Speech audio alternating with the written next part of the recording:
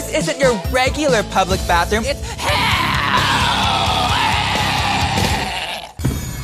Tonight, it's RuPaul's Drag Race Season 16, a sexy pit crew mini challenge, a bathroom remodeling challenge. Oh, Jesus. Gross. Morphine's revealing bathroom habits. Sis. And a pit crew member is hard in hell.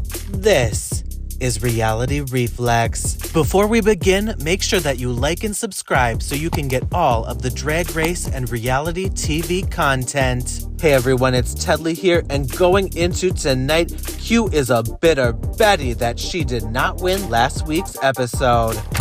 Baby Q is heated. Damn girl, you can't even fake the funk at the mirror. Q trying to hold her composure ever since Saphira was announced last week's winner. Q is more plucked than a KFC chicken. Girl, take it easy. Q even went as far to say as Saphira didn't deserve the win. Saphira's win wasn't deserved? Saphira is too nice. Sometimes if a bitch is being ridiculous, then you need to check them. It's one thing to say I think I should have won, it's another to say you didn't deserve it. You're not a judge, so slow your roll. Up next was the mini challenge featuring lots of sexy pit crew members, and these fans were thirsting online for all these men. This mini challenge is right up my alley, baby. I would have called dibs on Bruno. The fourth pit crew member, white guy with the beard at the end? Ugh. Everyone shut up. My Bryce is back on Drag Race tonight. Bruno too for everyone else. After our thirst was quenched in that mini challenge, it was finally time to reveal what this week's main challenge is, which turns out to be bathroom remodeling? This maxi challenge is so awkward. Designing a bathroom? Bathroom 96. Will Drag Race talk about how public restrooms are a bedrock of the queer culture and community?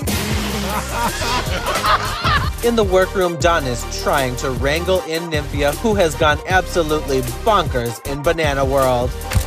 Nymphia being a menace in the workroom again. I live. It's funny to watch on TV, but working with Nymphia would make me want to cry. Nymphia Win never takes any challenge seriously, and that's why she should absolutely win. You live in your own world, bitch. After the conceptualization period is over, it's time to paint their bathrooms. Plain Jane decides to leave her mark in the other queen's space, and girl, she is causing chaos. Plain OMG. The level of unprofessionalism, far too much. Plain is very sibling-coded. Back in the workroom, Morphine announces that she poops 5 times a day. Morphine, I poop 5 times a day.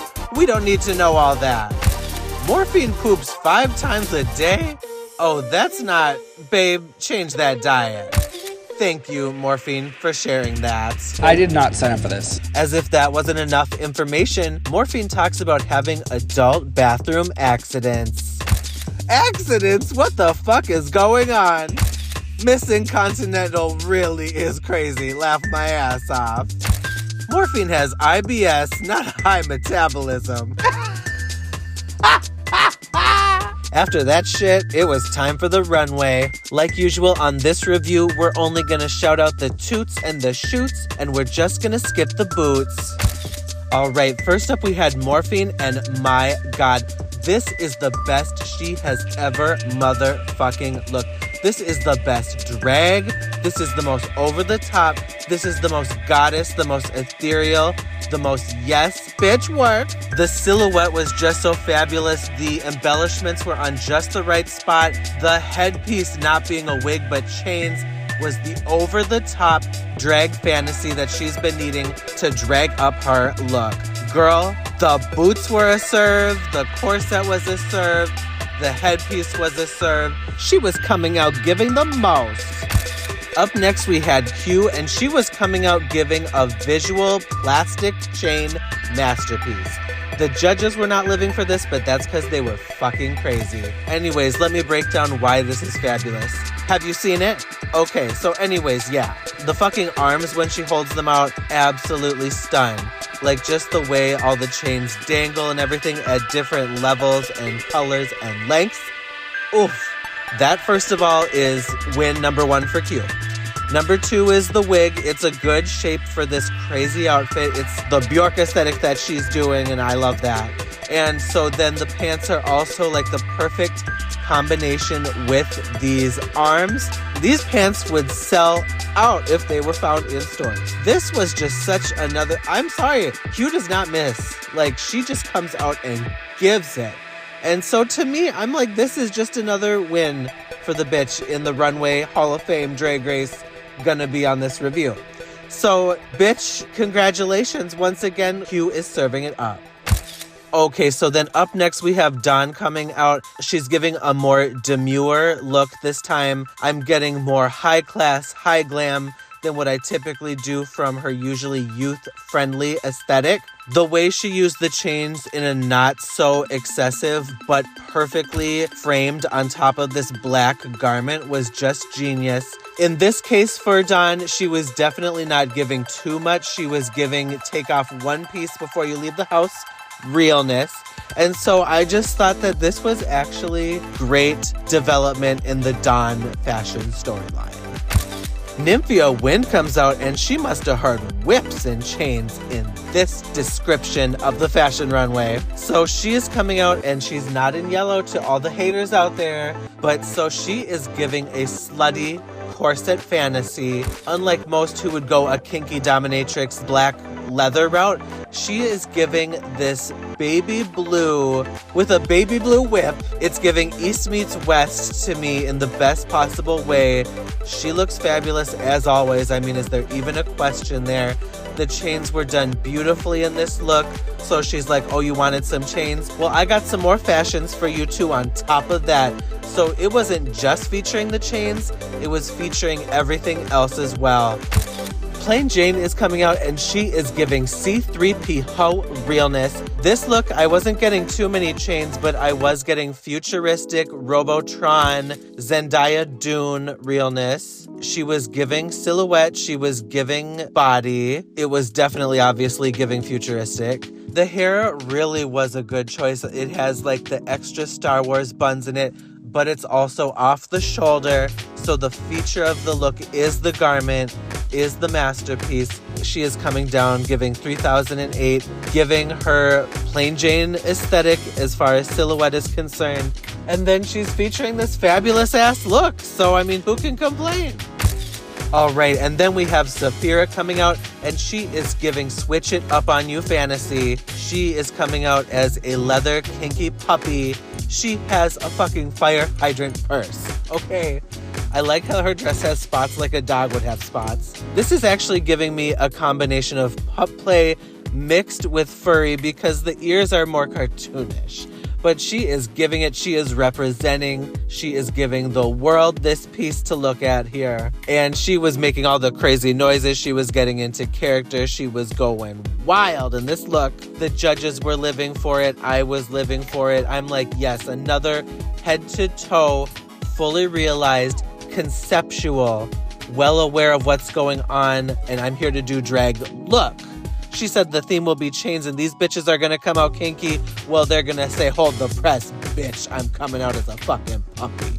After the runway, we finally got to see these bathroom reveals. The first bathroom took us to hell, where a sexy pit crew member was being tortured. Let's just say the fans online believe this pit crew member was a little into it. Is that pit crew hard? Why does the chaired up pit crew member have a chub? Oh my gosh, that tickled pit crew guy has a big bulge. After that, it was group 2, Nymphia and Dawn. And first of all, the concept was just really awful. And Dawn clearly lost a hold of Nymphia in this reality, in this world. And so basically, she was lost in Nymphia land. Dawn can't get a word in. Dawn trying to get the words in. Dawn is so bad at playing characters, she always just plays herself. Group 3 is Plain and Saphira with a bootlegger 1920s alcoholic fantasy. Throughout this challenge, the fans are saying, my God, Saphira, this is our motherfucking winner. Saphira about to get another win. I know that's right, if it's not rigged. Sapphira can sing, dance, write, sew, act. She literally great in everything. That's mother. There is only one thing Sapphira can't do, and that is lip sync for her life because she does not need to. After the judging, the fans were also singing the praises of Sapphira. Sapphira's track record is going to be iconic, I'm telling y'all. Sapphira is going to win the crown. Sapphira is really a flawless queen. She's good at everything. That's my winner right there. They eat her up every single time. As it turns out, Plain Jane and Sapphira won this challenge together. A double win! Sapphira's 4th win and Plain's 3rd win. Everyone stand up. I figure double win is very deserved.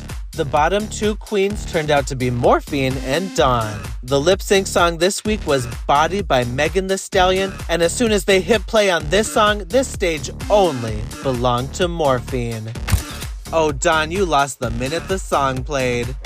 The song is Body, and Dawn is going up against a BBL.